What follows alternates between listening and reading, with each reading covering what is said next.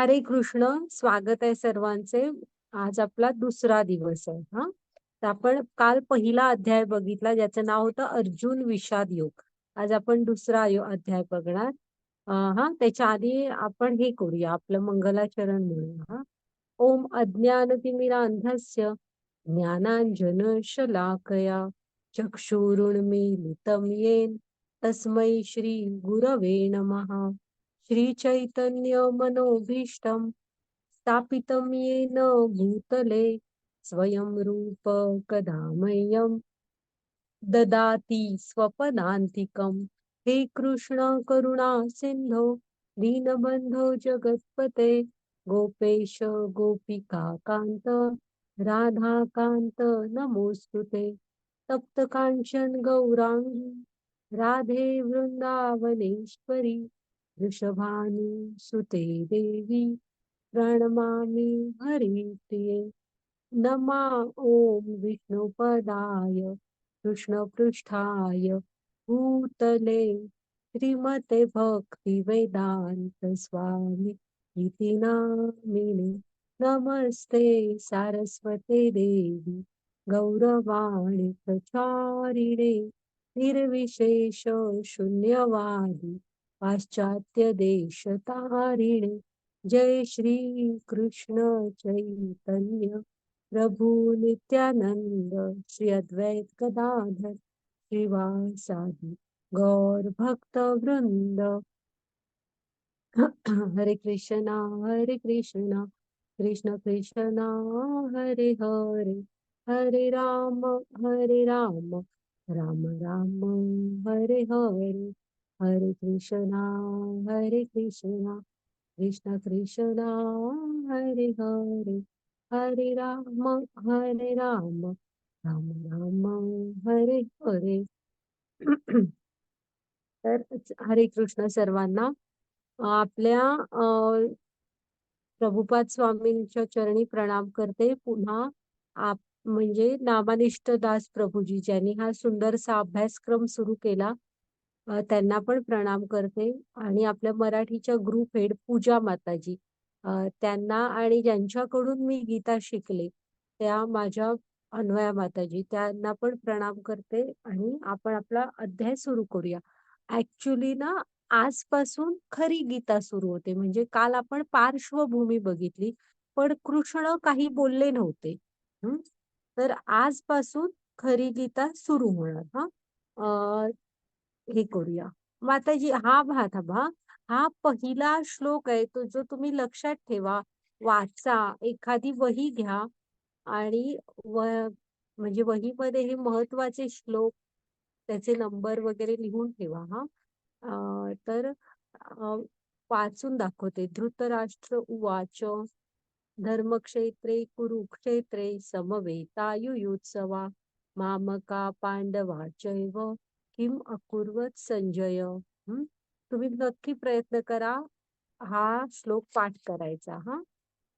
आता माताजी पुढची स्लाइड घ्या. तर आपण आपलं हे रिव्हिजन आहे.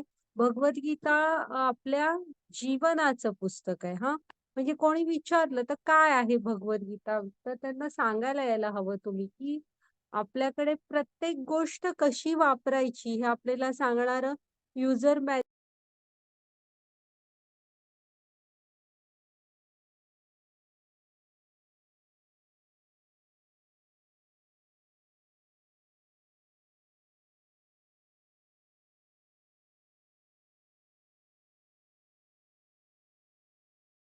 हरे कृष्ण माताजी.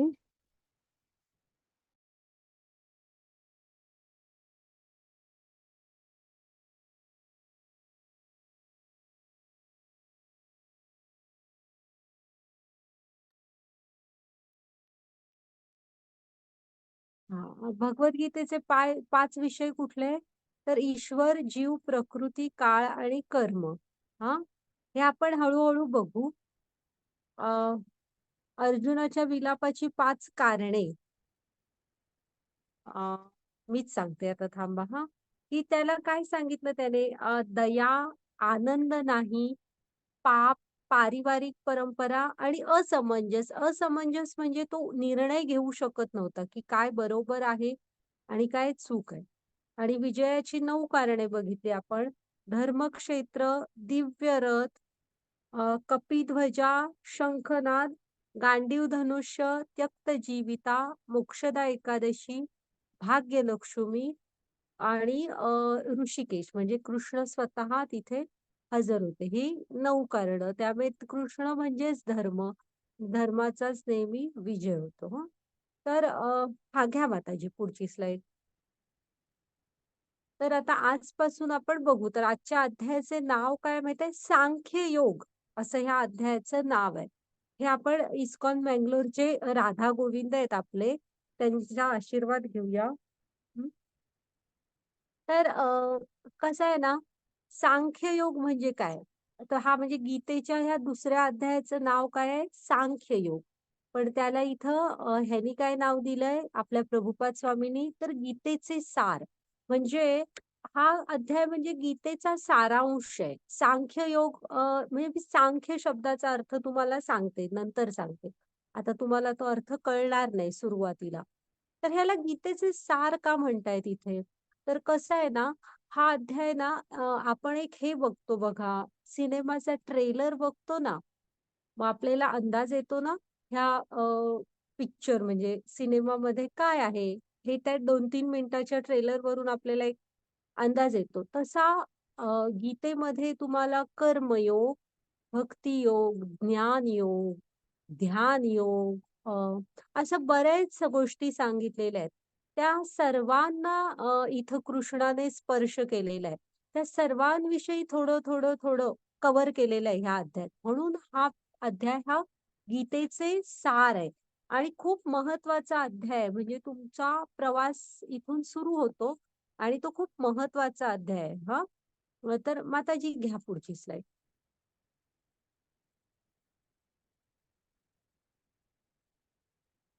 हे बघा हां, आता आता आपण बघितली, तो का लढायला तयार नव्हता अर्जुन? तर त्याला करुणा म्हणजे काय असतं माहिती आहे, त्याला दया वाटत होती. करुणा, दया, की मी का मारू ह्यांना? हां, म्हणजे एवढा नरसंहार म्हणतात तसा नको. कसा तरी टाळता येत असला तर टाळता येईल का? हं. दुसरं कारण काय सांगितलं ना त्याने आनंद वाटत नव्हता. कुठलंही काम करताना आपल्याला त्यात आनंद यायला हवा. तो काय म्हणत होता, एका राज्यासाठी म्हणजे फक्त पांडवांना ते राज्य मिळावं ह्याच्यासाठी नको एवढं मोठं युद्ध. हे करताना मला आनंद येत नाहीये. पाप. तो काय म्हणत होता, ज्या म्हणजे भीष्म माझे आजोबा, माझे गुरु म्हणजे गुरु हत्या, स्वकीयांच्या हत्या ह्याचं पाप मी का घेऊ डोक्यावर? नको मला हे.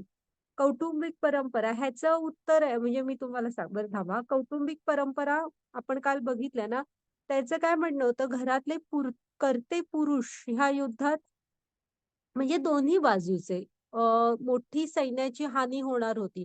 मग घरांमधले कर्ते पुरुष वारणार हां, युद्धामध्ये. मग राहणार कोण? स्त्रिया आणि वयोवृद्ध माणसं आणि एकदम छोटी-छोटी मुलं. मग त्यांना संस्कार कोण देणार? हं, हे जे आपले घराण्यांचे संस्कार असतात, तुम्ही ज्या आश्रमात असता म्हणजे तुमची काही कौशल्य असतात पिढीजात, ती वगैरे कोण लहान मुलांना शिकवणार? म्हणजे कौटुंबिक परंपरा, संस्कार कसे पुढे जाणार अशी त्याला काळजी होती. राजा होता ना तो एक आणि अनिश्चितता म्हणजे असमंजस. काय करू हे कळत नव्हतं त्याला म्हणजे मी युद्ध करू की नाही करू? हं. घ्या माताजी पुढची स्लाईड. हां. आता कसं आहे ना ह्या अध्यायामध्ये तुम्हाला इथं काय 5 होती दुःख 1 मिनिट हां. तू हां. बघितलं की नाही स्कूलमध्ये किती वेळा बघितला? स्कूलमध्ये काय किती वेळा बघितला? 5-10 मिनिट. हा 5-10. चल मग त्याला ते म्यूट करा माताजी म्हणजे तुम्ही म्यूट व्हा. ओवी बोलते का? तर हे बघा हा इथं तुम्हाला ना 5 पैकी म्हणजे अर्जुन आता ह्या अध्यायात पूर्ण शरण जातो कृष्णांना आणि तो काय सांगतो, की मला आहे ना काही कळत नाहीये आणि कृष्णा मी तुम्हाला शरण आलोय, तुम्ही मला मार्गदर्शन करा. हां, असं सांगितल्यावर पुढे कृष्णानी गीता सांगायला सुरू केली आहे. तर तुम्ही एक लक्षात ठेवा, की आपल्याला पण जीवनात असे प्रसंग येत असतात, की आपण थोडं कन्फ्यूज होतो. बाबा मी आता ह्या सिच्युएशनमध्ये मी काय करू? तर प्रत्येकाला होतं ते काय वयाचा प्रश्न नसतो. प्रत्येक जण कन्फ्यूज होतो. मग अशा वेळेस आहे ना, जे अर्जुनाने केलं ते आपण करायला हवं. पहिलं आपलं दुःखाचं कारण ओळखा तुम्ही, की मला दुःख आहे तर म्हणजे माझा प्रॉब्लेम काय आहे? दुःख पण नसेल, पण काहीतरी अडचण आहे. मग ती अडचण काय आहे? हे आधी स्वतः ओळखा. नाहीतर काहीच नसतं आणि मी दुःखात आहे असं ओरडत असतात माणसं. तसं नाही. तुम्ही अर्जुनासारखे बनायला हवं, की एवढं तरी स्वतः ओळखा, की माझं अडचण, माझा प्रॉब्लेम, दुःख काय आहे? आणि ते असेल ना, त्याच्यावरती तुमचे त्यातले एक्सपर्ट्स म्हणजे तुम्हाला एखादा विषय अवघड जात असेल वगैरे, तर त्या म्हणजे त्या शिक्षकांचं, तुमच्या आई-वडिलांचं, अशांचं मार्गदर्शन घ्या. जसं अर्जुनाने इथे कृष्णाचं मार्गदर्शन घेतलं. प्रश्न प्रत्येकाला जीवनात येतात आणि ते सोडवता पण येतात. त्यासाठी योग्य व्यक्तीचं मार्गदर्शन घ्या. मग कृष्णाने 5 पैकी 4 कारणांची उत्तरं इथं दिलेली आहेत. त्याची दुःखाची जी 4 कारणं होती ना, त्याची उत्तरं दिलेली आहेत आजच्या अध्यायात आणि पारिवारिक परंपराचं उत्तर आपल्याला उद्याच्या अध्यायात मिळणार. तर आता ओके. हा आपण आता हे सगळे ना बाळांनो श्लोक असतात. आणि आपण आहे ना, तुम्ही लहान आहात म्हणून इथं श्लोकांच्या ऐवजी हे दाखवलेलं आहे. काय सांगा? स्लाइड्सच्या रूपात हे दाखवलेलं आहे. तर ईश्वर प्राप्तीचे 3 टप्पे असतात जीवनात. म्हणजे तुम्ही कितीही अभ्यास कराल पुराणांचा म्हणजे अध्यात्माचा, तर ईश्वर प्राप्तीचे 3 टप्पे आहेत. ब्रह्म, परमात्मा आणि भगवान. हे रिपीट होणार हां, परत-परत. तुम्ही लक्षात पण ठेवा. तुम्ही एक वही आणि पेन घेऊन बसलात तरी चालेल आणि हे काय रेकॉर्डिंग येत राहतात. पण तुम्हाला जे वाटेल, की मला हवं म्हणून मी लिहून घ्यावं, ते हे लिहून घ्या तुम्ही. म्हणजे कधीतरी जेव्हा 18 दिवस काय पटकन संपतात. जर का तुम्हाला वाटलं, कोणी विचारलं, "अरे का क्लास केलास 18 दिवसांचा म्हणजे काय केलंस? काय?" तर थोडंसं त्यांना काहीतरी सांगू शकाल, दाखवू शकाल आणि स्वतःला पण कधी अभ्यासासाठी लागलं, तर बघा. तर ईश्वर प्राप्तीचे 3 टप्पे काय? ब्रह्म, परमात्मा आणि भगवान. मग जो ब्रह्म असतो ना, तो प्रकाश. इथे काय दाखवलाय? प्रकाश. मग ह्या प्रकाशामध्ये सारं सामावलेलं आहे. सारं म्हणजे सारं. आता म्हणजे माझ्या आजूबाजूला जे काय मला आता ह्यावेळेस दिसतंय, तुम्हाला तुमच्या आजूबाजूला तुमच्या दृष्टीने जे काही दिसतं आपल्याला निसर्ग किंवा हे पृथ्वी, ग्रह, गोल, तारे जे म्हणून काय दिसतं तो सारा ब्रह्म आहे. हे ब्रह्ममध्ये आहे. हां आणि आपण डोळे वगैरे मिटले तरी आपल्याला एक डोळ्यासमोर एक असा प्रकाश दिसतो बघा. तो पण असं हे ब्रह्म म्हणजे काय? तर ही सृष्टी आपल्या आजूबाजूची सगळी आणि एक डोळे मिटल्यावर सुद्धा आपल्याला एक आपला असा प्रकाश दिसतो. डोळ्यासमोर काही अंधार राहत नाही आपल्या तरी. तर तो सुद्धा म्हणजे हा ईश्वर प्राप्तीचा पहिला टप्पा आहे. हां, की तुम्हाला हा प्रश्न पडला म्हणजे तुम्ही कृष्णांकडे जाण्याचे हे प्रश्न म्हणजे तुम्हाला असे प्रश्न जेव्हा पडतात ना, की हे कोणी तयार केलं सारं? हे कुठून आलं? तर हा पहिला टप्पा, ही ब्रह्म जे आपल्याला दिसतं वगैरे. मग जेव्हा तुम्ही भक्तीमध्ये पुढे जाल किंवा अ, ह्या मार्गावर, ह्या गीता भागवतमच्या पुढे-पुढे जात राहाल ना, तर एक मग तुम्हाला आजच्याच अध्यायात जाणवेल, की परमात्मा. हे ब्रह्म मग कुणी तयार केलं ना, हा कसा आहे ना नियम अ, म्हणजे एक साधं सायन्स आहे, की जिथे प्रकाश आहे, ब्रह्म म्हणजे काय? प्रकाश. मग तर त्याचा सोर्स पण असणार. म्हणजे स्रोत म्हणतो बघा आपण, स्रोत असणार. आता तुम्ही खोलीत एखादी जाता लाईटचं बटन दाबता. मग तो लाईटचा दिवा म्हणजे तुमचे एल-ई-डी तो लागतो आणि मग खोलीभर प्रकाश पसरतो, हो की नाही? मग मग आहे ना, तो तिथं बल्ब आहे, एल आहे म्हणून त्याचा प्रकाश पसरला ना, तसा बॅटरी असेल अंधारात तुमच्या हातात, तर त्या बॅटरीचा प्रकाश पसरतो. म्हणजे प्रकाश आहे तर त्याचा स्रोत आहे. मग ह्याचा स्रोत कुठं आहे? हं. तर हे जेव्हा आपण पुढे-पुढे जाऊ तेव्हा कळतं. म्हणजे आता ना ब्रह्मच्या पुढचा टप्पा कोण आहे? परमात्मा. हे बघा, हे चतुर्भुज नारायण रूपाने कोण आहेत समोर आता परमात्मा रूपाने? चतुर्भुज नारायण रूपाने ना ही सृष्टीमध्ये चराचरामध्ये हे असतात. अ, कृष्णच असतात ते चतुर्भुज नारायण रूपात. आपल्या हृदयात पण असतात. हां. तर त्यांना म्हणायचं परमात्मा. आणि जेव्हा परमात्म्याच्या म्हणजे प्रत्येक सजीवाच्या हृदयात असतात ते. त्याशिवाय चेतना येत नाही आपल्यामध्ये. त्यामुळे ब्रह्मच्या पुढचा टप्पा असतो परमात्मा. म्हणजे आपल्या महाराष्ट्रामध्ये बघा तुम्ही वारकरी संप्रदाय आहे. हां, आपण सगळेच जोडलेलो आहोत त्याला. तर ती लोकं बघा दुसऱ्यांना माऊली म्हणतात. पुन्हा त्यांना सतत नमस्कार करत असतात, माऊली, माऊली म्हणून. तर ते कोणाला करत असतात? समोरच्याच्या हृदयातल्या परमात्म्याला त्यांनी ओळखलेलं असतं. हां, तर ते सर्वांभूती कोण बघत असतात? तर चतुर्भुज नारायण म्हणजे कृष्णांना बघत असतात. तर हा परमात्माच तर. ओके. मग ते प्रत्येक सजीवाच्या हृदयात आहेत. प्रत्येक सजीवाच्या म्हणजे मनुष्यांच्याच नाही, सर्व प्राणी मात्रांच्या. आणि त्याच्यानंतर भगवान. जसं तुम्ही भक्तीमध्ये आणि कृष्णांशी म्हणजे जोडलेले राहाल, तसे हळू मग हे येतं कुठून सगळं? ह्याचा मूळ स्रोत कुठं आहे? तर गोलोक वृंदावनमध्ये हे बघा, हे जे डोक्यावर मोरपीस वगैरे, हातात बासरी अशा रूपात कृष्ण आहेत. ते आहेत सगळ्याचा मूळ. आता हे आजच्या दिवशी म्हणजे तुम्हाला कळणार नाही.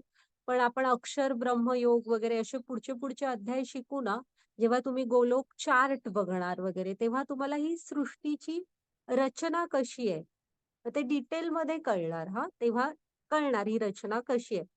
हां, तर पण हे आता इतकं लक्षात ठेवा, की ब्रह्म म्हणजे काय? तर आपल्याला आजूबाजूला दिसणारी ही सारी सृष्टी म्हणजे तुम्ही डोळ्यांनी नैसर्गिकरित्या जे काय आपल्याला दिलंय, सुंदर समुद्र, म्हणजे पर्वत, डोंगर, नद्या हे सारं ह्या ब्रह्ममध्ये आहे. हां, मग त्याच्यानंतर परमात्मा. परमात्मा झाले म्हणजे प्रत्येक सजीवामध्ये चेतना, ही जी चेतना आहे ना आपल्यामध्ये, ती त्यांनी दिलेली आहे. तर ते स्वतः असतात आपल्या हृदयामध्ये. आणि त्याच्याही पुढे गेलात की भगवान. ओके. हा, मग आता जी पुढची स्लाइड घ्या. तर भगवान आता तुम्ही म्हणाल ना, माताजी तुम्ही का डिक्लेअर केलं कृष्णच भगवान आहेत? आम्हाला तर खूप देव माहित आहेत. तर मी नाही डिक्लेअर केलेलं. पराशर मुनींनी ही एक व्याख्या केलेली आहे, की 6 ऐश्वर्य सांगितली. ही 6 ऐश्वर्य एकाच वेळेला, एकाच ठिकाणी असणाऱ्यांना भगवान म्हणायचं आणि ती पण कशी? पूर्ण रूपात. त्याच्या अमर्याद रूपात म्हणजे त्याच्यापेक्षा जास्त कुणाकडेही असू शकत नाही. तर ही 6 ऐश्वर्य एकाच वेळेस एकाच ठिकाणी आणि ते पण पूर्ण रूपात. मग आपण आता वन बाय वन बघूया. तुम्ही बघा, तुमच्या ओळखीतलं कोण बसतं का त्याच्यात? तर पहिलं सौंदर्य म्हणजे आपण कृष्णांनाच का भगवान म्हणतो? आणि भगवान म्हणजे भग अधिक वान असं फोड होते भगवान शब्दाची. भग म्हणजे काय? ऐश्वर्य. आणि वान म्हणजे त्याने युक्त. मग भगवान म्हणजे ऐश्वर्याने युक्त ते असतात भगवान. आलं? ह्या शब्दाचा अर्थ पण लक्षात ठेवा. कोणही उठून भगवंत किंवा भगवान होत नाही. जे ह्या षड ऐश्वर्याने युक्त आहेत ते असतात भगवान. आता बघू आपण कोण बसतं. छान आहे, तुम्ही तुमच्या मनात कोण असलं तरी पण बघा की किती बसतात ह्याच्यात कोण. तर सौंदर्य. आता सौंदर्य तर जरासं जरी तुम्ही आपल्या छोटी मुलं आहात तुम्ही कथा वगैरे ऐकाल ना, तर राम, कृष्ण, विष्णू हे किती सौंदर्यवान होते त्याची वर्णन असणार बघा. रामांना आता शूर्पणखाला पण राम म्हणूनच आवडलेले ना. ती राक्षसी असून तिला असे पहिल्यांदा बघितल्यावर तिला केवढे आवडले होते. पुन्हा कृष्णांच्या लहानपणीच्या लीला बघा तुम्ही. बालकृष्णांच्या त्यांच्या गोकुळातल्या लीला. तर ते ज्या मार्गाने जायचे, छोटं बाळ त्यांची आई तयार करून पाठवली यशोदा मातेने, की ते जिकडनं जायचे सगळी नुसती हातातली काम टाकून बघत राहायची. एवढे अलौकिक सौंदर्य.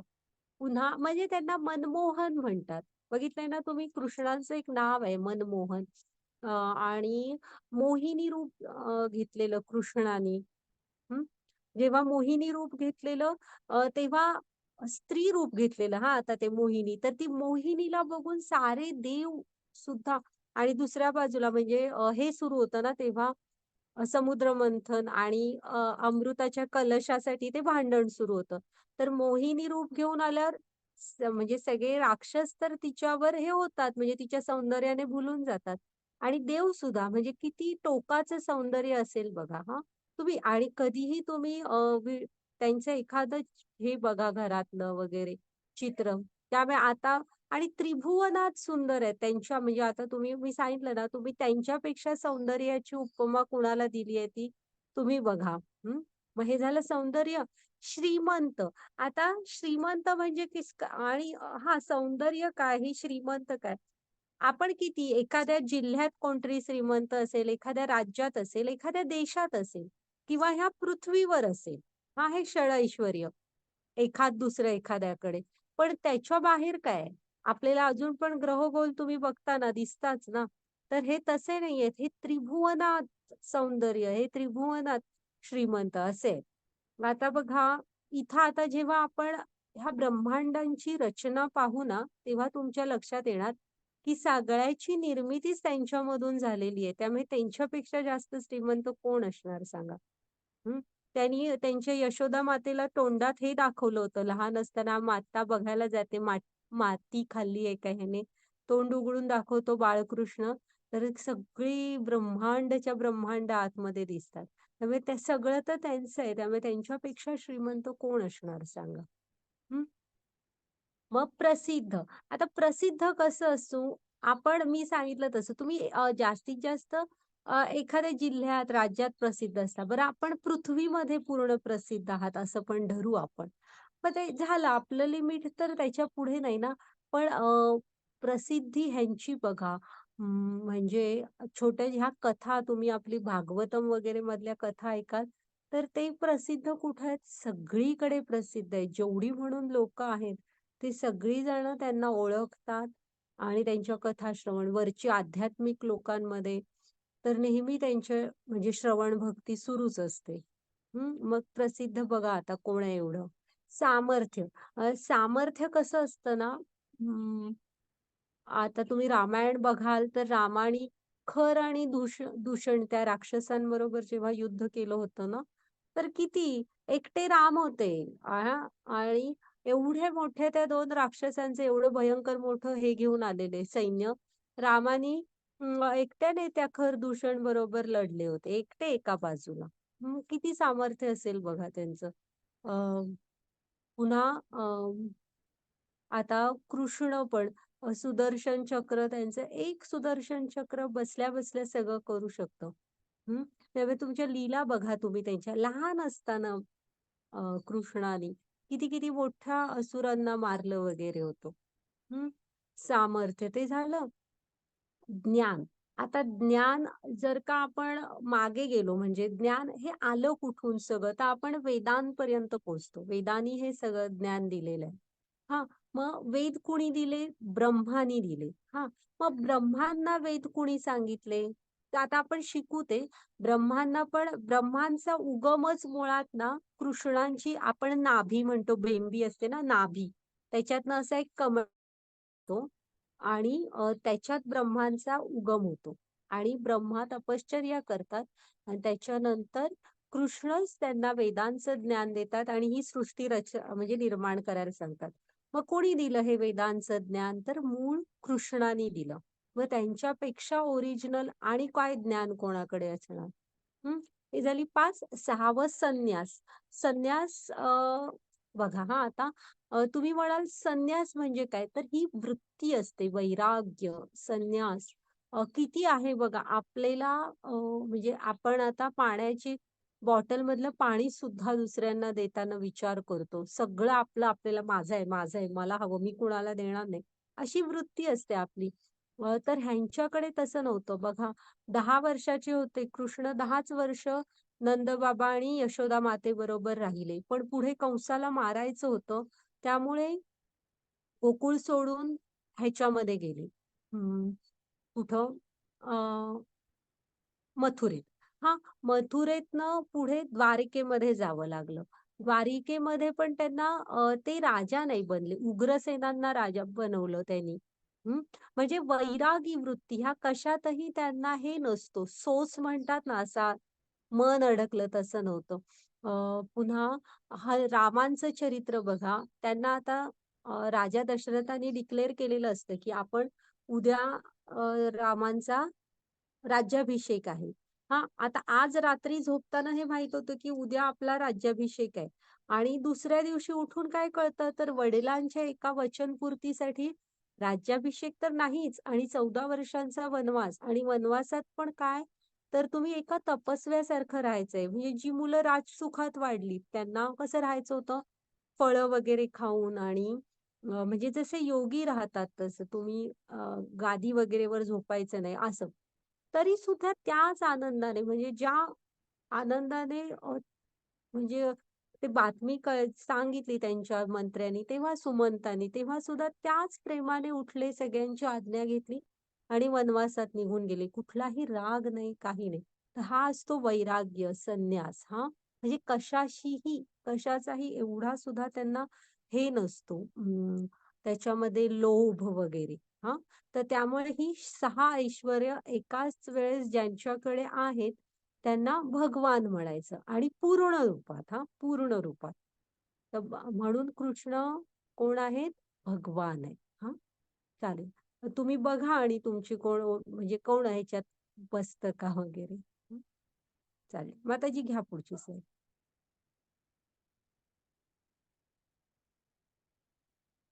हा तर आता हे बघा कठीण वेळ आल्यावर आपण कोणाकडे जातो आणि अर्जुनाने काय केलं हे तुम्ही लक्षात घ्या हा प्रत्येकाच्या जीवनात येतच असते कधी कधी काय करायचं माहित नसतं वगैरे तर त्यात मार्गदर्शन घ्या वरिष्ठांकडून जसं अर्जुनाने घेतलं हा आणि त्यासाठी आपण मागावं लागेल मार्गदर्शन हा घ्या माताजी पुढची स्लाईड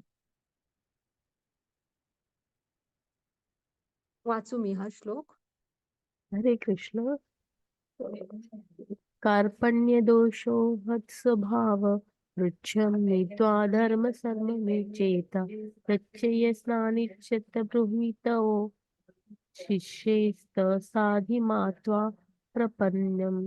हरे कृष्ण. आता मी माझ्या कर्तव्याबद्दल संभ्रमित आहे. या स्थितीत सांगण्यास सांगत आहे. माझ्यासाठी काय चांगले आहे हे मी स्पष्टपणे सांगतो. मी तुमचा शिष्य आहे आणि आत्म्याने तुमचे स्वाधीन केले आहे. कृपया मला सूचना द्या. हरे कृष्ण. तिथे जरा ट्रान्सलेशन मध्ये हा, हे आहे हा ते हा. काय म्हणतोय होय होय ते काय म्हणतोय अर्जुन की माझ्या दुर्बलतेमुळे मी माझ्या कर्तव्य चरणाविषयी गोंधळून गेलो आहे आणि माझी मनशांती नष्ट झाली आहे अशा स्थितीत माझ्यासाठी निश्चितपणे सर्वात श्रेयस्कर काय आहे या संबंधी मी तुम्हाला विचारित आहे मी तुमचा शिष्य आहे आणि तुम्हाला शरण आलो आहे कृपा करून मला उपदेश करा ह्या अशी पूर्ण शरणागती घेतली बघा अर्जुनाने हा तसं आपल्याला पण कृष्णांना शरण जायला हवं चालेल त्यांच्याकडे मार्गदर्शन करा म्हणून सांगायला हवं जसं अर्जुनाने घेतलं हा घ्या माताजी पुढची स्लाइड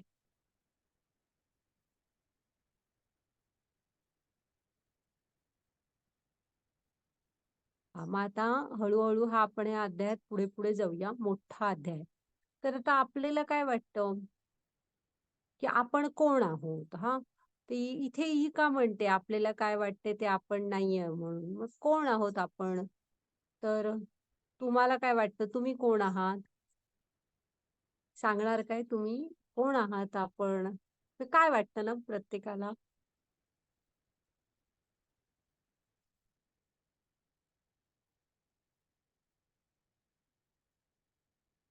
तर म्हणजे आपण काय म्हणतो मी कोण आहे म्हणजे आरशात उभा राहिल्यावर मी जो दिसतो तो मी आहे किंवा माझं हे नाव आहे हा मी आहे असंच ना असंच म्हणतो ना आपण मग त्याची पुढची स्लाइड घ्या तर ते काय सांगतायत बघा हा म्हणजे हे जे आपल्याला एक शरीर मिळालेलं आहे ना हा हा समोर जो मी तुम्हाला दिसतोय तो मी आहे असं हा मग त्याची पुढची स्लाइड घ्या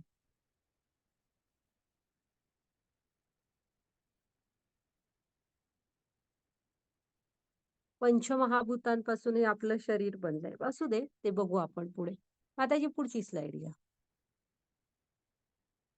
हा मग आपण काय तर हे आपण शरीर आहोत असं आपण मानतो हा मग आता बघा इथे सजीव आणि निर्जीव वस्तू दाखवलेल्या आहेत हा तर वरती काय काय आहे बघा सिंह आहे झाड आहे बदक आहे एक मुलगा आहे इकडे छत्री आहे दगड आहे गाडी आहे मग आपल्यात आणि त्यांच्यात असा काय फरक आहे म्हणून तुम्ही त्या म्हणता की ती निर्जीव आहेत आणि आम्ही सजीव आहेत, तर तुम्ही म्हणणार की त्यांची वाढ होत नाही. आपली वाढ होते. ती म्हणजे आपण आपल्या मनाने हालचाल करू शकतो, जागा बदलू शकतो. ती बदलू शकत नाही. हां, म्हणजे त्यांच्यामध्ये आपल्यामध्ये जीवन आहे, त्यांच्यामध्ये जीवन नाहीये. हो की नाही? असंच म्हणणार ना आपण? म्हणून आपण सजीव आहोत, ती निर्जीव आहे. हं.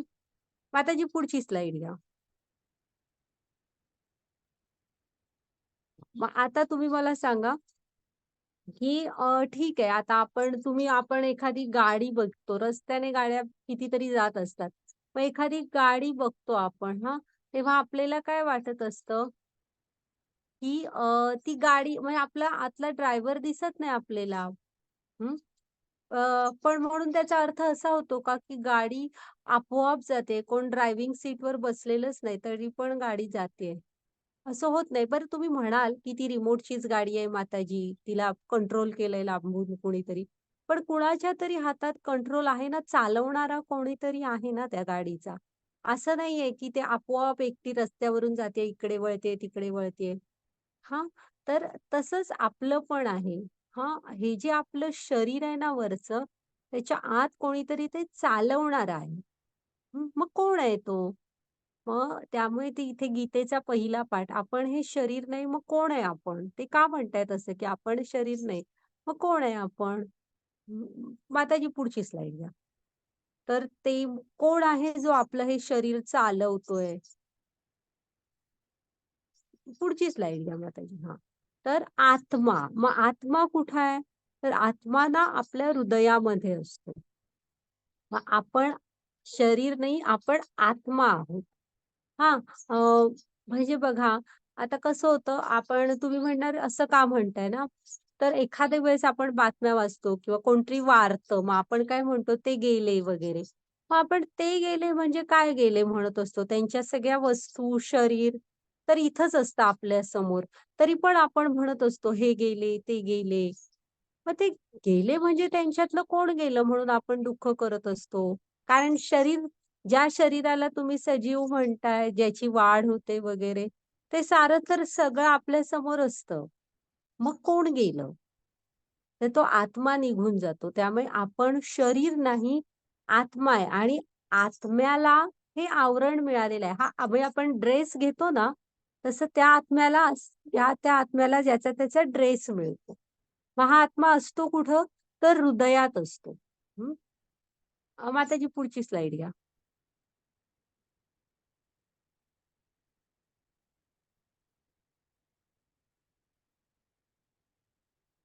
मग आता हा जो हृदयातला आत्मा आहे ना, त्याच्याकडे आपण कधी लक्षच देत नाही. आपण फक्त शरीरामध्ये अडकलेलो असतो. मला असा ड्रेस पाहिजे, मला त्याच्यावर मॅचिंग तसं पाहिजे, मला हे शूज पाहिजेत, मला ती सॅक पाहिजे. फक्त वरच्या शरीराकडे बघतो आपण. इथे म्हणजे गोष्ट नाही, चित्र बघा. ही जी दाखवलेत ना, तो पिंजऱ्यात आहे तो पक्षी हां. आणि हा माणूस काय करतोय, तो बघा त्या पिंजऱ्याला सोनेरी रंग म्हणजे सोन्याचा केलाय आणि त्या पिंजऱ्याला पुसतोय. सगळं काय-काय व्यवस्थित कुणाला केलंय? त्या पिंजऱ्याला केलं नाही आणि त्या आतल्या पक्षाला काही अन्न, पाणी काहीही दिलेलं नाहीये. तसं सेम आपण करत असतो. आपण फक्त वरचे शरीर बघत असतो. आतल्या आत्म्याचा आवाज कधी ऐकत नाही, त्याच्या आनंदासाठी आपण काही करत नाही. हां, तर आता इकडे बघा तो दुसरा पक्षी आहे ना, आहे साध्याच पिंजऱ्यात, पण तो पक्षी व्यवस्थित आहे. पण इकडे बघा एवढा मोठा, एवढा छान पिंजरा असून उपयोग काय? त्या पक्षाच्या आनंदासाठी काय न केल्यामुळे तुम्ही पिंजऱ्याकडेच लक्ष दिलंय. आतला पक्षी तर मरून गेलाय. हं.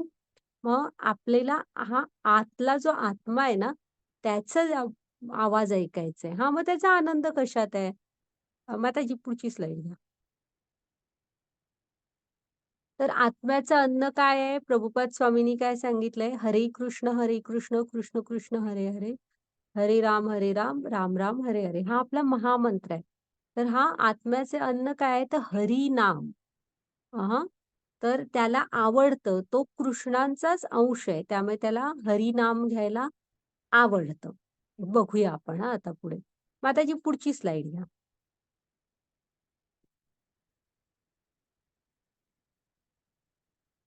आपल्याला काय म्हणतात माहिती जीवात्मा म्हणतात. मनुष्य म्हणजे कोण आहे? जीवात्मा. हं. तर आपण जीवात्मा आहोत म्हणजे आणि शरीर आणि आत्मा म्हणजे शरीर हा त्याचा वरचा ड्रेस असल्यासारखा आहे आत्म्याने परिधान केलेला. हां, घ्या माताजी पुढची स्लाईड.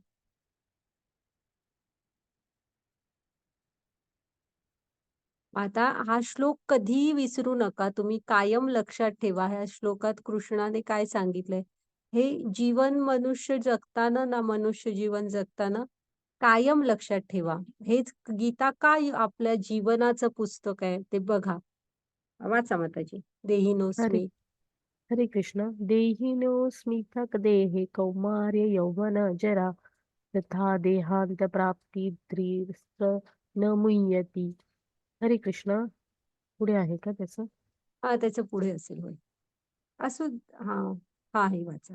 हरे कृष्ण. जसे जसे मूर्तिमंत आत्मा सतत प्रवास करत असतो या शरीरात बालपणापासून तारुण्यापर्यंत ते वृद्धावस्थेपर्यंत आत्मा त्याच प्रकारे मृत्यूच्या वेळी दुसऱ्या शरीरात जातो. साक्षात्काराची जाणीव करणारा आत्मा अशा बदलामुळे आश्चर्यचकित होत नाही. हरे कृष्ण. तर ते मी परत वाचते थांबा. ट्रान्सलेशन झालेलं नाही व्यवस्थित. ज्याप्रमाणे देहधारी आत्मा अविरतपणे या देहात बालपणापासून तारुण्यात आणि तारुण्यातून वार्धक्यात जात असतो, त्याप्रमाणे मृत्यूनंतर जीवात्मा दुसऱ्या देहामध्ये प्रवेश करतो. अशा स्थित्यंतरामुळे धीर मनुष्य गोंधळून जात नाही. तर तुम्ही लक्षात ठेवा, कसं आहे ना, पहिल्यांदा आपण बाळ असतो, मग बाळ रांगायला लागतं, मग चालायला लागतं. मग तो एक म्हणजे छोटं म्हणजे 5-10 वर्षाचं मूल, मग तरुण होतो, मग प्रौढ होतो. मग प्रौढावस्थे करून दाखवलंय बघा. तो हळू-हळू म्हातारपणाकडे जातो. तुम्हाला कोण असं दिसलंय, की ज्याला हे जीवनचक्र नाहीये? इथं प्रत्येकाला आहे हे जीवनचक्र म्हणजे तुम्ही प्रत्येक सजीव घ्या. कोणालाही चुकलेलं नाही. आता मग ह्या ह्याच्यात दाखवली आहे त्यांनी एक लाईन दाखवली आहे बघा. तर ते शरीराचं हे बदलत गेलंय. स्थिर फक्त एक ती कोण आहे तो चकचकीत असं दाखवलंय बघा. तो आहे आपला आत्मा. तेवढाच स्थिर आहे. बाकी सगळं बदललंय. आता तर तरुण झाल्यावर मी आता रडावं का? नाही, नाही मी लहान असताना आणि खूप छान होते. माझं ते लहानपणीचं शरीर मला परत द्या. तर ते अशक्य आहे. आपण उलट जाऊ नाही शकत. ती जीवनाची फेज मागे पडलेली आहे. ती परत नाही येणार आणि इथे कृष्ण काय सांगतायत, की तुम्ही जन्म घेणार, मग बालपण, तरुणपण, प्रौढावस्था, म्हातारी अवस्था. हे जीवनाचं चक्र आहे आणि ते प्रत्येकाला तुम्ही इथं भारतात आहात म्हणून आहे, परदेशात असतो तर मी नसतं हे चक्र असं नाहीये. ते तुम्ही इथं जन्म घेतला ना मनुष्य म्हणून, तर म्हणजे मनुष्य काय आणि प्राणी म्हणून काय, सगळ्यांना हे जीवनचक्र हे असंच आहे. मग तर स्थिर आणि मग काय होतं, म्हातारपणी ना हे शरीर आपल्याला साथ देत नाही. हां, ते जीर्ण होतं. कपडे कसे वापरून फाटतात. हां, तसं हे शरीर जीर्ण होतं. मग आत्म्याला ते बदलावं लागतं. मग आत्मा काय करतो, ते जीर्ण शरीर टाकून देतो आणि पुढच्या तुमच्या कर्म असतात ना, म्हणजे तुमचे हे कर्म ते आपण पुढे बघू. त्याप्रमाणे तुम्हाला जे शरीर ठरवलेलं आहे, त्या शरीरामध्ये तो निघून जातो आणि पुढचा जन्म तिथं मिळतो. पुन्हा त्या शरीरातही हेच सुरू होतं. तो जन्म घेतो म्हणजे आईच्या पोटात गर्भ राहतो, जन्म घेतो तरुण, मग बालपण, मग तरुणपण, मग प्रौढावस्था, मग म्हातारपण, मग पुन्हा ते शरीर सोडून पुढच्या असा अखंड निरंतर प्रवासात असतो आपला आत्मा. हां, तर हे जे वरचे शरीर म्हणतो ना, हे त्याला ड्रेसप्रमाणे असतं. दुसरं-तिसरं त्याच्यात काही नसतं. मग कृष्ण काय सांगतायत, मृत्यूनंतर जीवात्मा दुसऱ्या देहामध्ये प्रवेश करतो. मग अशा स्थित्यंतरामुळे धीर मनुष्य गोंधळून जात नाही. मग ते अर्जुनाला सांगतायत, गीता ही कर्तव्याच्या मार्गावर चालायला सांगणारं ग्रंथ आहे. ते काय सांगतायत, तू पण असा गोंधळून जाऊ नकोस, की माझ्या आजोबांना मी मारणार, माझ्या गुरूंना मी मारणार. तर असं तू फक्त त्यांचा हे बघतोयस म्हणतात, ते वरचं शरीर. तर तू आत्म्याच्या स्तरावरून ज्ञानाच्या नजरेने बघायला शिक, असं ते अर्जुनाला सांगतायत. हां, आणि ते काय सांगतायत, धीर मनुष्य अशा बदलांनी गोंधळून जात नाही. हे प्रत्येकाच्या जीवनात येतं. हं, त्यामुळे तुम्ही पण लक्षात ठेवा, हे प्रत्येकाच्या जीवनात येणार. तर अशा स्थित्यंतराने आपण गोंधळून जायचं नाही, धीर सोडायचा नाही. माताजी पुढची स्लाइड घ्या आणि हा 2.13वा श्लोक लक्षात ठेवा. 2.13, 14 महत्वाचे श्लोक आहेत ते. माताजी पुढची स्लाइड घ्या. इथं पण दाखवलंय बघा. हे असं मनुष्याच्या जीवनाचं हे चक्र आहे. मग आता वृद्धावस्था आली की शरीर साथ देत नाही. मग त्याला हे शरीर सोडून पुढचं शरीर तुमच्याच कर्माद्वारे जे शरीर तुमच्यासाठी बनलेलं असतं, त्या शरीरामध्ये तो निघून जातो आणि हे शरीर सोडून देतो. हं. आणि म्हणून भागवतमध्ये सांगितलेलं आहे की हा आत्मा असाच निरंतर प्रवासात असतो. घ्या माताजी पुढची स्लाइड.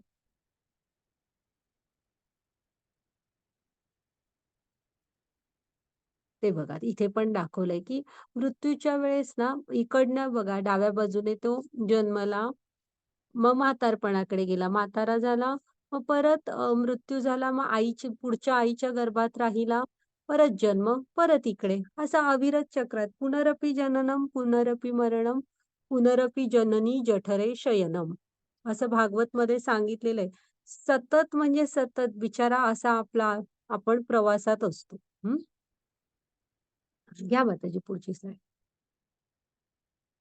हे जीवनाचं चक्र आहे बघा. आता हे समोर दाखवलं हे प्रत्येकाच्या जीवनाचं सेम चक्र आहे.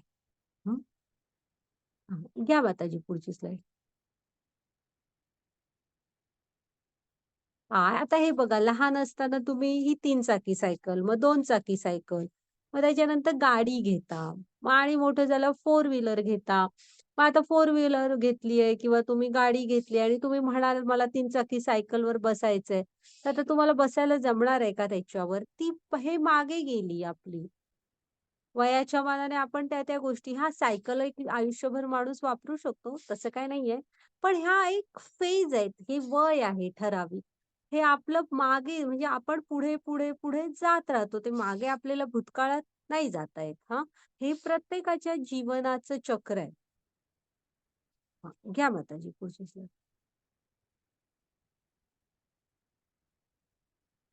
इथे पण दाखवलंय बघा. तर काय आहे माहित आहे, ह्या 84 लाख प्रजाती आहेत मनुष्याच्या. किती? 84 लाख. जलचरांपासून सुरुवात होते. तर आपला आत्मा आहे ना, हा निरंतर प्रवासात असतो आपण. आपण जलचर म्हणजे पहिल्यांदा ॲक्वेटिक जलचरांमधून मग कासव वगैरे असे जे दोन्हीकडे राहू शकतात. मग त्याच्यावरनं सरपटणारे प्राणी, मग सरपटणाऱ्यांवरून पक्षी वगैरे, पुन्हा मग मोठे मोठे अस्वल वगैरे अशा टाईपचे. अशी 84 लाख योनी फिरून फिरून फिरून एकदाच आपल्याला हे मनुष्य शरीर मिळतं. सहजासहजी मिळत नाही. म्हणजे आपण जेव्हा म्हणतो ना माझ्याकडे कायच नाहीये, मला कायच नाहीये, मला असं नाही तसं नाही. हे आपण फक्त म्हणजे दंगा घालायला शिकलेलो असतो. नाहीतर आपल्याला मनुष्य शरीर मिळालंय, मनुष्य जन्म मिळालाय, हेच खूप मोठं झालंय. एवढ्या मोठ्या प्रवासानंतर हे मनुष्य शरीर मिळत असतं आपल्याला. ते तुमची जेव्हा तेवढी चांगली पुण्यकर्म होतात, तेव्हा हे मिळतं शरीर. एवढ्या असं फिरून, फिरून, फिरून. त्यामुळे मनुष्य जन्मच मुळात अमूल्य आहे. त्याचं महत्त्व समजून घ्या. घ्या माताजी पुढची स्लाइड. काय आहे माहित आहे, प्राणी आणि आपल्यामध्ये एकच फरक आहे की ते ज्ञानाच्या मार्गावर चालू शकत नाहीत आणि आपण ज्ञानाच्या मार्गावर चालू शकतो. नाहीतर आपण जे काय करतो, आपण अन्न मिळवतो, भूक लागते आपल्याला, ती पण मिळवतात, त्यांना पण भूक लागते. आपण झोपतो, ती पण झोपतात. आहार, निद्रा, आपल्याला भीती वाटते, भावभावना असतात, त्यांना पण असतात. हां.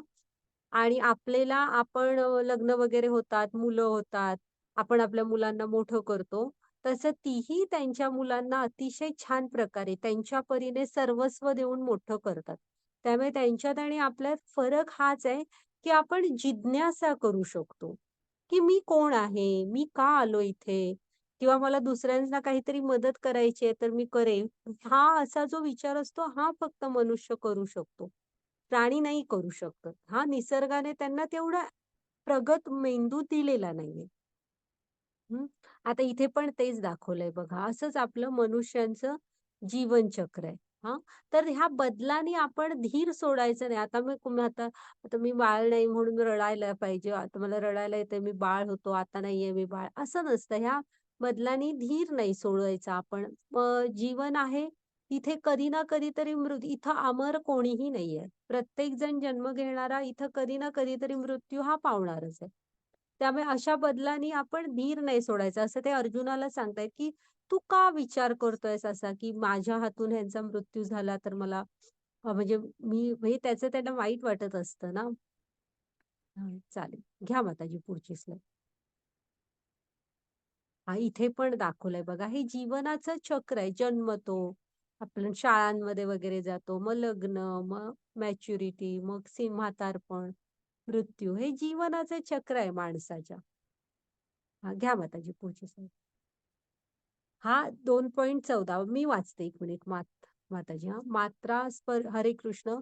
मात्रा स्पर्शेंतु कौंतेय शीतोष्ण सुख दुःखदा. एक मिनिट, इथे तो हेच झालेला नाही. मात्रा स्पर्शंतु कौंतेय शीतोष्ण सुख दुःखदा आगमन अपायिन अनित्या तांतितिक्षवस्व भारत. हरे कृष्ण.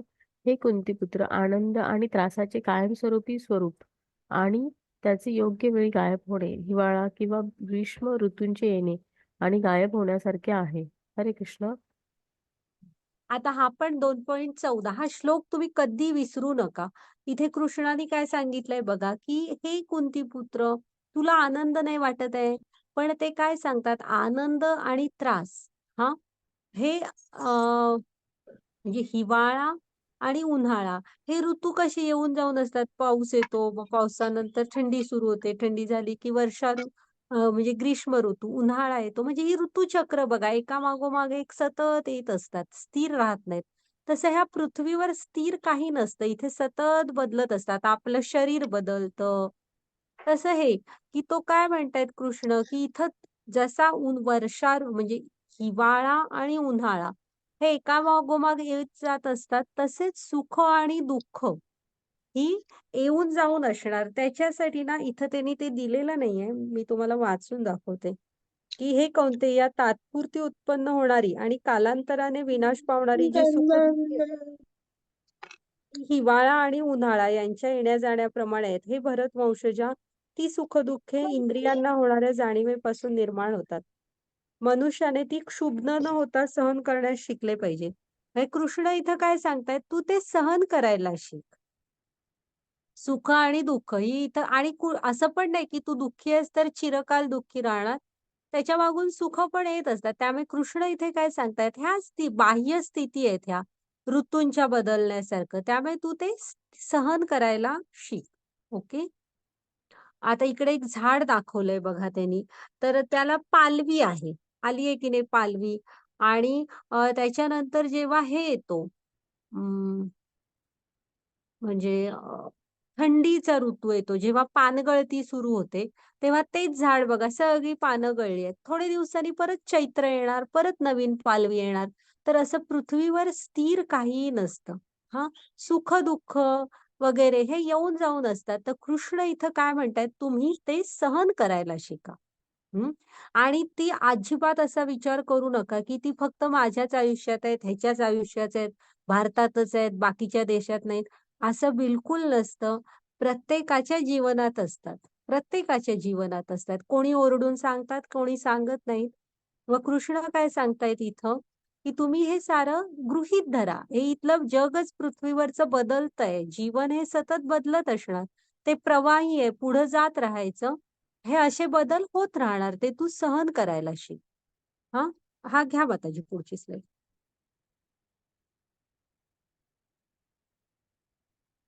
तर हे बघा, हे छान आहे, हे चित्र तुम्ही लक्षात ठेवा. हा फोटो, हा एकाच झाडाचे हे म्हणजे 4 वेगवेगळ्या स्टेजेसचे हे आहेत बघा. इकडे डाव्या बाजूला पहिल्यांदा त्याला नुकती चैत्र पालवी म्हणतात, तशी पालवी आली आहे. मग पुन्हा पालवी मोठी झाली, हिरवगार झालं. मग त्याच्यानंतर आहे ना पानगळली आणि फुलं वगैरे आली आहेत, आणि अगदी थंडीत एकदम जास्त थंडीमध्ये पूर्णच हे झालंय बघा, पान एक पण नाही, फूल पण नाही, काहीच नाहीये शिल्लक. परत इकडे चैत्र पालवीमध्ये म्हणजे पालवी येणार, पुन्हा मग हिरवंगार होणार असं. तर असंच जीवन असतं. तर तुम्ही त्याच्याकडे जास्त लक्ष देऊ नका. सुख-दुःख, प्रॉब्लेम्स हे येऊन जाऊन असतात. तर ती सहन करायला शिकायचं. त्याच्यातनं बाहेर कसं पडायचं हे बघायला शिकायचं हां.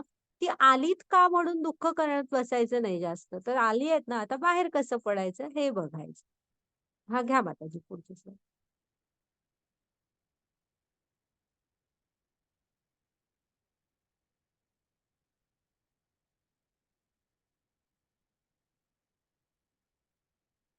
हे आपलेच चेहरे आहेत बघा. हां. अ, वाचते हां माताजी. हे आत्म्याविषयीचं ज्ञान दिलंय कृष्णाने आता.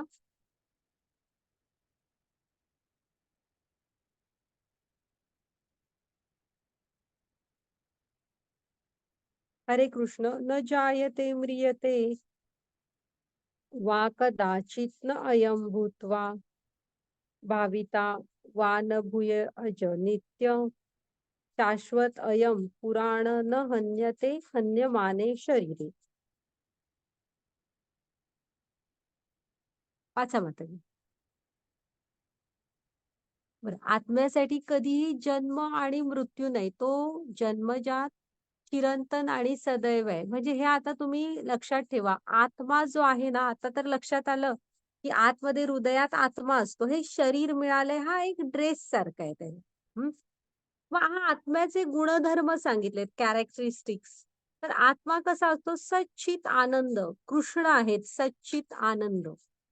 हां, आणि हा आत्मा त्यांचा अंश आहे आणि त्याला ओढ आहे त्यांच्याकडे जायची.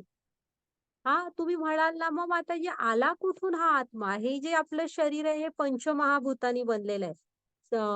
म्हणजे पृथ्वी, अग्नी, जल, वायू, आकाश. तुम्ही त्याचे केमिकल एनालिसिस वगैरे करणार शेवटी जाल तर पृथ्वी, अग्नी, जल, वायू, आकाश एवढ्यांनी बनलेलं आपलं शरीर आहे. आणि जेव्हा आत्मा निघून जातो, जेव्हा मृत्यू होतो, तेव्हा हे शरीर बघा ह्या पृथ्वीचा भाग बनून जातो. प्रत्येकच प्राणी मात्राचं. कारण कसं आहे ते ह्याच इथलंच आहे, ते पृथ्वीवरचंच आहे, ते ह्याचाच भाग होऊन जातं. मग आत्मा कुठून आला? तर आत्मा हा कृष्णांचा अंश आहे. त्यामुळे कृष्ण जसे सच्चिदानंद आहेत, तसा आत्मा पण सच्चित आनंद आहे. हां. तर आता सच्चित आनंद म्हणजे काय? तर शाश्वत, ज्ञानमय, आनंदमय. तो काय आहे? तो शाश्वत आहे. हां. म्हणजे त्याचा जन्म मृत्यूच्या चक्रात तो नसतो. तो बघितलात ना शरीर सोडून पुढच्या शरीरात जातो. तो नेहमी आहे, चिरंतन आहे. हां. आणि ज्ञानी आहे. हं. तर म्हणजे आत्मा आपला कसा आहे? सच्चित आनंद आणि त्याला कृष्णांची ओढ आहे. का? तर तो त्याची आई आहे. म्हणजे तो त्यांचाच अंश आहे ना कृष्णांचाच. तिकडनं आलाय. आपल्याला आपल्या आई-वडिलांची ओढ असते. तसं खरी आत्म्याची खरा आवाज ऐकाल ना, तर त्याला कृष्णांची ओढ आहे. त्यामुळे जेव्हा जप करतो, तेव्हा त्याला आनंद होतो. म्हणून ते मगाशी सांगितलेलं काय आत्म्याचं अन्न काय तर हरिनाम जप. तो त्यांचा अंश आहे. त्याला आनंद होतो त्यांचा नामस्मरण करताना, नामजप करताना. हां, घ्या माताजी पुढची स्लाईड.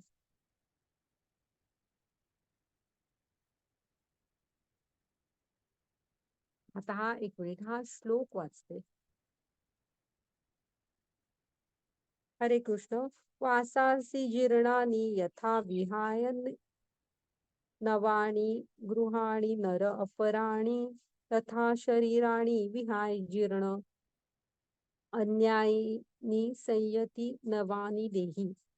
म्हणजे ज्याप्रमाणे मनुष्य जीर्ण वस्त्रांचा त्याग करून नवीन वस्त्रे धारण करतो, त्याप्रमाणे आत्माही जीर्ण आणि निरुपयोगी शरीरांचा त्याग करून नवीन भौतिक शरीर धारण करतो. म्हणजे ते काय म्हणतायत, तू असा विचार का करतोयस, की मी माझ्या आजोबांना मारणार, मी माझ्या गुरुहांना मारणार, मग गुरुहत्येचं पाप मी का घेऊ? तर ते काय सांगतायत, जेव्हा आपलं शरीर जीर्ण होतं, हां, हे शरीर वृद्धापकाळात चालत नाही. दुसऱ्यांचा आधार घ्यावा लागतो, स्मरणशक्ती नसते, परावलंबी बनतं. हं. मग आत्म्याला हे शरीर बदलावं लागतं. तसं त्यामुळे तो ते शरीर बदलून पुढच्या शरीरात जातो. असा प्रवास करत असतो. तू का असं समजतोयस, की तू त्यांना मारणार आहेस? हा, मग आता कसं माहितीये, इथं बघा हा मुलगा चिखलात पडला. हम्म. मग आता तो तसेच कपडे अंगावर ठेवेल का? तर तो दुसरे कपडे घालणार. तसाच आपला आत्मा पण हे शरीर जीर्ण झालं की नवीन शरीर घेतो. हा, त्यामुळे तू असं दुःख करत बसू नको असं कृष्ण सांगतायत. हा, घ्या माताजी पुढची स्लाईड. आता बघा इथं ह्याच्या ड्रेसवर डाग पडल्यावर त्याने धुवायसाठी तो काढलाच ना आणि दुसरा ड्रेस घातला असं. हा, हा माताजी पुढची स्लाईड घ्या. वाचा माताजी. हरे कृष्ण. जसे एखादी व्यक्ती नवीन वस्त्र घालते, जुनी वस्तू सोडून देते, त्याचप्रमाणे आत्मा नवीन भौतिक शरीर स्वीकारतो आणि जुन्या आणि निरुपयोगी वस्तूंचा त्याग करतो. हरे कृष्ण. हम्म. तर असं आहे रे, हा आत्म्याचं हे आहे गणित, की बघा आता जेव्हा आपण नवीन ड्रेस घालतो, जुनं सोडून देतो ना, जुना झालाय, फाटलाय. तसंच आत्मा पण जेव्हा हे शरीर जीर्ण म्हातारं होतं, चालेनासं होतं, तेव्हा आपण नवीन म्हणजे आत्मा नवीन शरीर स्वीकारतो, जुनाचा त्याग करतो. आता बघा कसं आहे माहित आहे, हा एक मुलगा आहे जो बुडतोय आणि त्याने खूप छान जॅकेट घातलंय. हा, मग आता तुम्ही वाचवायला गेलात त्याला, तर तुम्ही काय करणार? त्याचं जॅकेट चांगलं आहे म्हणून जॅकेट वाचवणार की त्या बुडणाऱ्या माणसाला वाचवणार? तर ऑब्विसली आपण काय करणार? बुडणाऱ्या माणसाला वाचवणार. हा, तसंच इथे पण आहे. कसं आहे ना, तुम्हाला म्हणजे आत्म्याला ते शरीर जीर्ण झालं की वापरता येत नाही. त्यामुळे ते शरीर साथ देत नाही. त्यामुळे आत्म्याला ते शरीर सोडून पुढच्या शरीराकडे निघून जावं लागतं. हम्म. घ्या माताजी पुढची स्लाईड.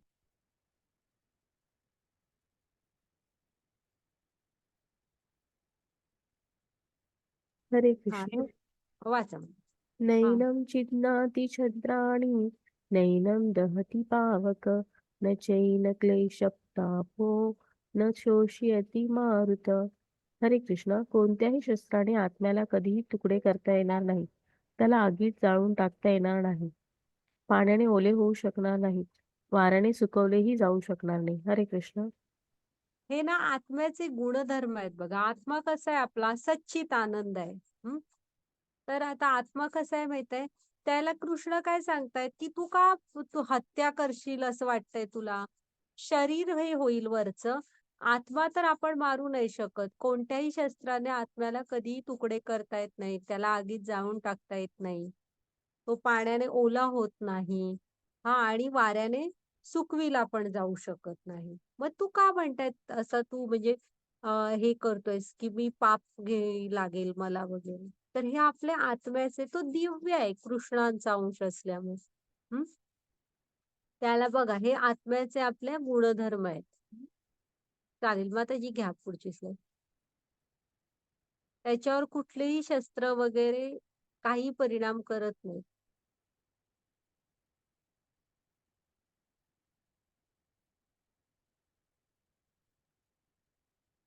ते बघा, हे मृत्यू पावलं की शरीर राहील इथे. म्हणजे शरीराचा आत्मा तर पुढे निघून जाणार आहे, त्याला आपण मारू नाही शकत. हा, म्हणजे ह्याचा अर्थ असा नाही की आपण उठून कुणाला तरी मारावं, असं नाहीये ते. हा जीवनाचा प्रवास समजावून सांगतायत ते. ज्याचे जितके दिवस त्या शरीरात ठरलेले आहेत तेवढेच दिवस तो राहणार. त्याच्यानंतर आत्मा पुढच्या प्रवासाला निघून जातो आणि तो निरंतर ह्याच्यातच असतो. हा, घ्या माताजी पुढची स्लाईड. तर हे आपल्या मनुष्य जीवनाचं चक्र आहे बाळांनो. ते तुम्ही समजून घ्या हा, आणि लक्षात ठेवा. त्याच्यात दुःख करत जास्त बसायचं नाही. सुख दुःख ही पण लक्षात ठेवा, येऊन जाऊन असतात आणि प्रत्येकाच्या जीवनात असतात. असं नाही की एखाद्याच्याच येतं. तुम्ही मोठी मोठी सगळी आता रामायण महाभारतातली सगळ्यांची चरित्र बघा, सगळ्यांच्या जीवनात असंच असतं. हा, आता हे काय माहितंय, हरे ते काय कृष्ण. हा हा, वाचा वाचा, दोन्ही वाचा. हतो वा प्राप्स्यसि स्वर्ग जित्वा वा मोक्षस्महिं तस्मादुष्टित कौन्तेय युद्धा युद्धाय कृतनिश्चयम्. हरे कृष्ण. हे कुंतीच्या मुला, एक तर तू रणांगणावर ठार होशील आणि स्वर्गीय ग्रहावर जाशील किंवा जिंकशील आणि ऐहिक साम्राज्याचा आनंद घेईल. म्हणून उठून तू दूरदर्शेने लढ. हरे कृष्ण. हा हे बघा आता कसं आहे माहित आहे, कृष्ण तो काय म्हणत होता, मला मार्गदर्शन करा. मी असमंज म्हणजे काय बरोबर काय चूक हे मला कळत नाही. तर कृष्ण काय सांगतायत, कर्तव्य आहे तुझं, युद्ध करणं हे तुझं कर्तव्य आहे आणि तू त्याच्यापासून दूर होऊ नको. दोन गोष्टी होणार म्हणतात. युद्ध करताना तेव्हाची युद्ध कशी असायची, दोन योद्धे लढताना त्यातला एक कोणतरी मृत्यूच पावायचा. आणि जो जिवंत राहील तो जिंकायचा असंच. मग तो काय सांगतायत, हे बघ ह्या युद्धामध्ये दोन गोष्टी होतील. एकतर तू रणांगणावर ठार होशील किंवा तू जिंकशील. म्हणजे एकतर ठार होणार आणि जिवंत राहिलास तर तू जिंकणार. मग जर का ठार झालास तर स्वर्गीय ग्रहांवर जाशील. का तर कर्तव्याचं आचरण करताना तू ठार झालास. त्यामुळे स्वर्गात जाशील, स्वर्गीय सुखाचा आनंद घेशील. आणि जर का जिवंत राहिलास तर हे युद्ध जिंकशील आणि हस्तिनापूर साम्राज्याचा राजा होशील. त्यामुळे हे जे असमंजसामध्ये पडलोय ते सोडून दे आणि उठ आणि दृढ निश्चयाने लढ. हा हा घ्या माताजी पुढची स्लाइड. हे बघा इथं पण तेच सांगितलंय, ते समजावून सांगतायत की जिंकलास तर हस्तिनापूरचं साम्राज्य आणि तू लढताना वारलास म्हणजे वीरगतीला प्राप्त झालास तर कर्तव्य करताना तू ते म्हणजे वारल्यामुळे काय होणार, तर तुला स्वर्गात जायला मिळेल आणि स्वर्गीय सुखाचा आनंद घेशील. मग ह्यात तुझा तोटा कुठं आहे, कसला असमंजस आहे म्हणतात, काय नाही. तू कर्तव्य कर म्हणतायत ते. कर्तव्याचा मार्ग सोडू नको. घ्या माताजी पुढची slide.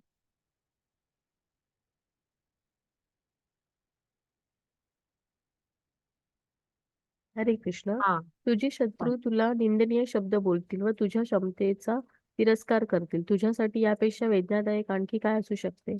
हरे कृष्ण. हा. आता इथे काय सांगतायत बघा कृष्ण, की तू जर का रणांगण सोडून पळून गेलास, हा कर्तव्याचा मार्ग सोडून, तर तू म्हणतोयस मला की मला त्यांची दया आली, मला प्रेम वाटतंय म्हणून मी त्यांना सोडून जातोय, मला विनाकारणचे बळी जायला नकोय.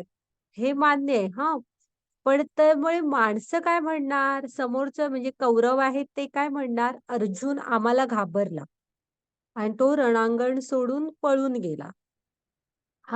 तो भ्यायला आम्हाला, त्याला आमच्याशी लढायला भीती वाटली म्हणून तो आमच्याशी लढला नाही.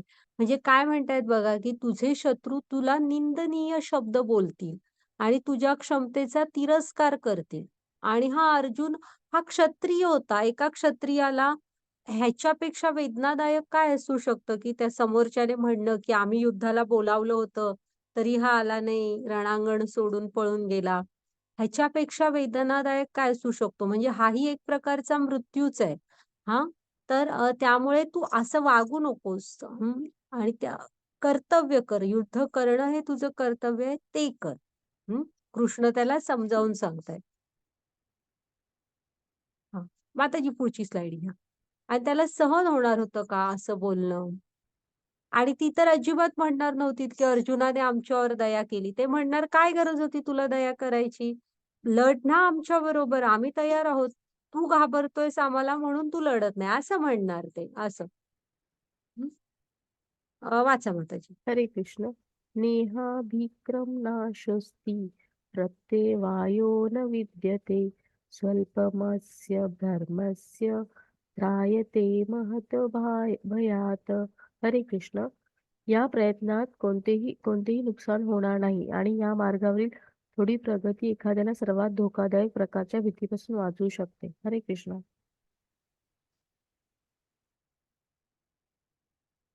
आता बघा कृष्ण काय सांगतायत, म्हणजे किती समजावून सांगतायत बघा अर्जुनाला की ते काय म्हणतायत, की हा जो मार्ग आहे ना तुझा कर्तव्याच्या मार्गावर चालायचा, ह्याच्यात तुझं कुठलंही नुकसान नाहीये. आणि कर्तव्याच्या मार्गावर चालतानाची थोडीशी सुद्धा प्रगती असते ना, ती एखाद्याला धोकादायक भीतीपासून वाचवू शकते. हा म्हणजे ते काय म्हणतात, तुझी कर्तव्याच्या मार्गावर चालताना नुकसान तर नाही ना होणार आहे काय? आणि उलट झाली तर ती थोडीशी प्रगती सुद्धा आपल्याला खूप पुढे घेऊन जाते. का तर तुम्ही कर्तव्य केलं तुमचं. आता तुम्ही लहान मुलं आहात, शिकणं हे तुमचं काम आहे. तुम्ही शिकायला हवं. हं.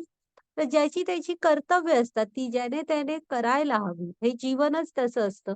तुम्ही ज्या भूमिकेमध्ये आहात, त्यात तुमचं जे कर्तव्य ठरलेलं आहे, ते तुम्ही विना तक्रार करायला हवं. हां, आता इथं ना ही गोष्ट आहे. एक उंदीर असतो. एकदा मंदिरात येतो एका. रात्री सगळं बंद झालेलं असतं मंदिर. देवासमोर दिवा लावून त्यांचे पुजारी पण निघून गेलेले असतात. मग ना ह्याला भूक लागलेली असते. तेलकट वात दिव्यातली खाऊया म्हणतो. मग येतो आणि ती वात पेटलेली असते. जराशी म्हणजे विझत आलेलं असतं. तेल संपलेलं असतं. थोडीशीच वात असते.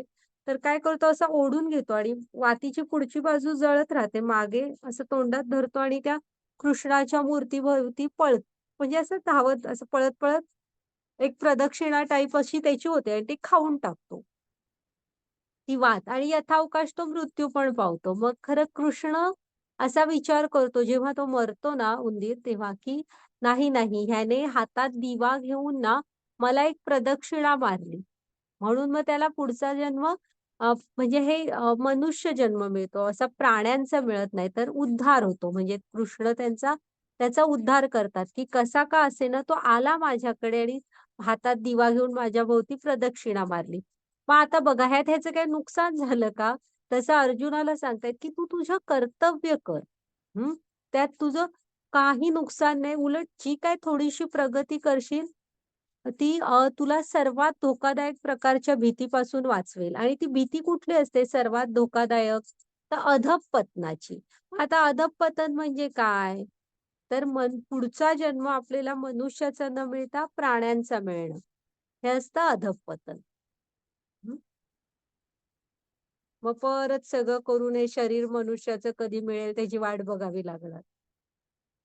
घ्या माताजी पुढची स्लाईड.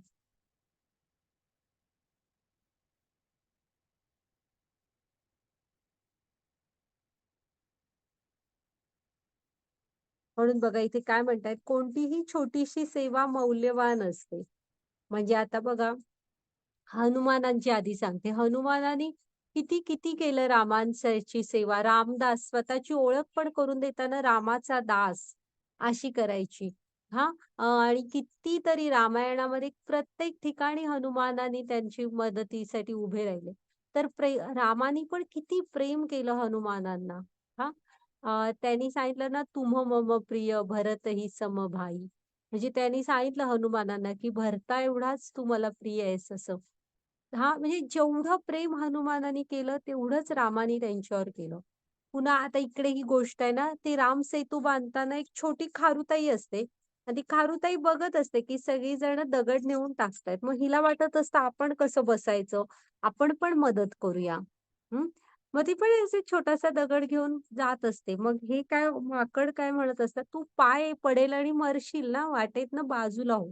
मग राम बघत असतात, की तेवढ्यातनं पण एक आपल्या वाटणीचा झेपेल तेवढा एखादा दगड नेऊन त्या रामसेतूमध्ये टाकत असते. मग राम जवळ येतात आणि तिला उचलून घेतात आणि प्रेमाने तिच्या पाठीवरून हात फिरवतात. मग ती 3 बोटं रामांची उठतात. तीच आहे ती खारुताईच्या पाठीवरची 3 बोटं. तर बघा एक छोटीशी सेवा पण किती अमूल्य असते. हां, मग तुम्ही पण जी छोटी फार सेवा करता ना, ते सगळ्यावर कृष्णांचं, रामांचं लक्ष असतं. ती कधीही फुकट जात नाही, कधीच नाही. हां, इथे कृष्णानेच सांगितलं ना, छोटीशी सेवा सुद्धा तुम्हाला हे करून जाते, म्हणजे प्रगतीकडे घेऊन जाते. घ्या माताजी पुढची स्लाईड. मग आपल्या कलियुगाचा धर्मच आहे पवित्र हरिनाम जप. जप का करायचा असं तुम्हाला वाटेल ना, तर म्हणजे प्रत्येक युगाचे धर्म असतात. तर कलियुगाचा धर्म काय आहे? हरिनाम जप आणि त्याचा आनंद वेगळा असतो. त्यामुळे ते सांगितलेलं आहे, की तुम्ही जप करा. हं. हां, घ्या माताजी पुढची स्लाईड. हे नेदरलँडमध्ये आहे, की तिथं नियमच आहे, की लहान मुलांना शाळेमध्येच म्हणजे तिथे गीता शिकवतात. हं. चालेल, घ्या माताजी पुढची. तर आपण आता आज काय शिकलो बघा. आपण हे शरीर नाही, आपण आत्मा आहोत. आत्मा कुठं असतो? हृदयामध्ये असतो. हा, आपण आत्मा पाहू शकत नाही. आणि आत्म्याच्या म्हणजे आत्म्याचा आकार केवढा आहे? तर केसाच्या टोकाच्या म्हणजे एक केस, त्याचं टोक त्याच्या 10,000वा भाग एवढासा असतो आपला आत्मा. हं? आपण हे शरीर नाही, आपण आत्मा आहोत. आत्मा एका शरीरातून दुसऱ्या शरीरात जातो आणि कृष्णासाठी केलेली कोणतीही छोटी सेवा कधीही गमावत नाही. हा, हे संदेश आहे. होमवर्क आहे बघा, हा लक्षात ठेवा. 2.13वा श्लोक. हा, की इथं ह्या अशा बदलांनी तुम्ही धीर सोडायचा नाही. धीर मनुष्य कधीही ह्या बदलांनी विचलित होत नाही. म्हणजे बालपण, तरुणपण, म्हातारपण, वृद्धावस्था अशी. आणि तुम्ही वाचवून दाखवत्या, देहिनोऽस्मीति यथा देहे कौमारं यौवनं जरा तथा देहांत प्राप्तिर्धीर तत्र न मुह्यति. हम्म, हा, घ्या माताजी पुढची स्लाईड. तर जप करा, आनंदी राहा. हरे कृष्ण कृष्ण कृष्ण हरे हरे, हरे राम राम राम हरे. ओके माताजी पुढची स्लाईड बघा.